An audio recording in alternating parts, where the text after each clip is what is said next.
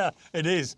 What are your thoughts, Jordan, about the two wars still raging, Ukraine and Russia, and of course Israel and its war in Gaza against Hamas?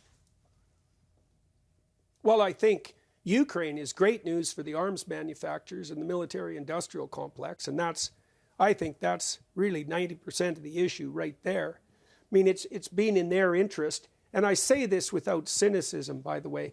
It's been in their interest since the demise of the Cold War to insist upon the positioning of Russia as the dire enemy of the West. I mean, first of all, if you're a military supplier, it's your job to be paranoid and to look for enemies. And there's some utility in that, right? I mean, that's part of being wise as serpents, let's say.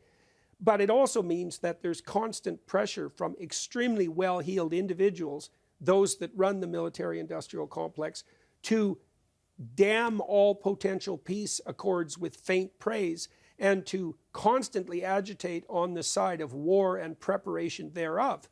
And the war in Ukraine is a bonanza for the military-industrial complex, and that's a complete bloody catastrophe. We had a chance, especially in the 90s and in the 2000s for that matter, to make a long-standing peace with Russia. Not an easy thing to do, especially in the face of China. And we burned up that opportunity like the fools that we are. And here we are with that. With regards to Israel and Hamas, well, a war occurs when people can't agree, and we certainly can't agree on the facts of the matter at hand with regard to the conflict in Israel. My sense is, most fundamentally, that it's been hyper-convenient for the radical Islamists, especially those in Iran, to have Hamas and the Palestinians suffer greatly and continually so that they can be a constant goad in the side of Israel and the U.S. And so we've stepped right into that as well. What's the solution? Well, I'd be a fool to offer one, wouldn't I? Because there's been a plethora of solutions offered with regards to Israel and the Palestinians over the last 6 decades, and very little progress has been made on that front. And I think the reason for that is that there are incredibly entrenched interests in whose interest it is to prolong and make as bloody as possible this conflict. And so there's no hope for peace under those circumstances. And for the Islamic fundamentalists, so-called Islamic fundamentalists who are fostering the conflict, what's a few 100,000 or million Palestinian lives?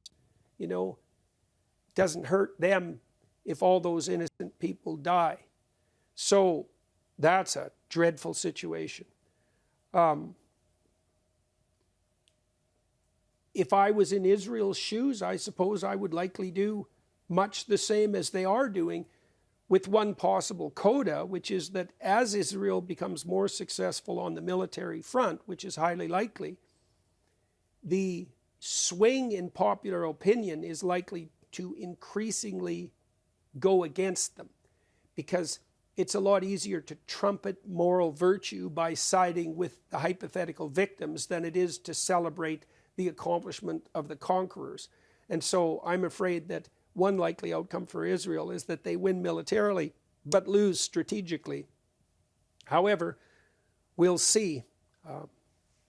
One of the things I'm very happy about, however, and this is really a miracle, and it's one that we should be very attentive to, is that despite the rising temperature and costs of this conflict, the Abraham Accords, which established a certain degree of peace between Israel and a number of states who were previously in a state of enmity, that accord has held.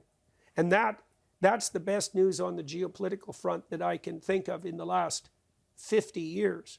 There is some real possibility still that Israel and its neighbors could enter into a long-standing and productive peace. And God, we could all pray for that, because that would be the best possible outcome for everyone involved. I'm certain that Iran does not believe that pathway is in their interest.